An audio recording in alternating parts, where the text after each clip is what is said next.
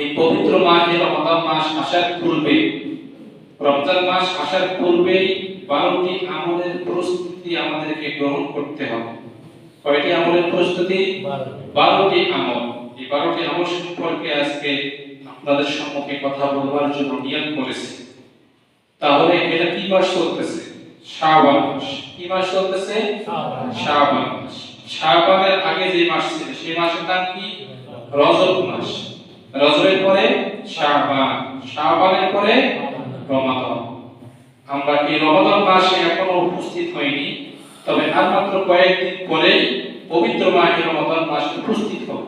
তবে রমাদান মাসে উপস্থিত হওয়ার পূর্বেই আপনাকে আমাকে 12টি আমলের মাধ্যমে এই রমাদান মাসের প্রস্তুতি গ্রহণ করতে হবে। কয়টি আমলের মাধ্যমে? 12টি আমলের মাধ্যমে। যে 12টি আমল আপনাদের সম্পর্কে বলবো, এগুলো শুনবো এবং নিজের বাস্তব জীবনে আমল করার জন্য চেষ্টা করব। নিজের বাস্তব জীবনে আমল করার জন্য চেষ্টা করব। এক নম্বরে বলা হয়েছে এই শাবান মাসের মধ্যে বেশি বেশি গুনাহের জন্য আল্লাহ তাআলার কাছে ক্ষমা চাওয়া, তওবা ইস্তিগফার করা, আস্তাগফিরুল্লাহ পাঠ করা, প্রত্যেক নামাজের পরে আল্লাহ তাআলার কাছে মাফ চাওয়া, প্রত্যেক নামাজের পরে আল্লাহ তাআলার কাছে মাফ চাওয়া, এটা হচ্ছে এক নাম্বার। এটা কয় নাম্বার আমল? এক নাম্বার আমল।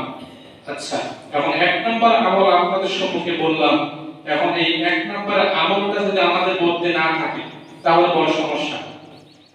তো ইতিপূর্বে আমাদের জানা ছিল কিনা সেটা জানি না, যদি জানা না থাকে সেটা ভিন্ন কথা। তবে যদি জানা না থাকে, আজ থেকে এই জুম্মার আলোচনা থেকে আমরা জানতে পারলাম যে পবিত্র মাহে রমাদান মাসের পূর্বে, অর্থাৎ শাবান মাসে রমাদান পূর্বেই শাবান মাসের প্রস্তুতি, রমাদান মাসের যে প্রস্তুতি, এই প্রস্তুতির মধ্যে 12টি আমলের মধ্যে এক নম্বর আমল হচ্ছে গুনাহের জন্য আল্লাহ তাআলার কাছে মাফ চাওয়া। তাহলে আমরা দেখুন আজকে আমরা অসংখ্য গুনাহ করে ফেলেছি, আর যে আল্লাহ রাব্বুল আলামিন আপনাকে আমাকে নিষ্পাপ অবস্থায় সৃষ্টি করেছে, নিষ্পাপ বানিয়েছেন, সেই মহান রব্বুল আলামিন আপনাকে আমাকে নিষ্পাপ বানিয়েছেন। কিন্তু আমরা কি এখনো নিষ্পাপ আছি? কেউ বলতে পারবো? জি না, কেউ বলতে পারবো না। এখন আমাদের জীবনটা গুনাহ দিয়ে ভরপুর হয়ে গেছে।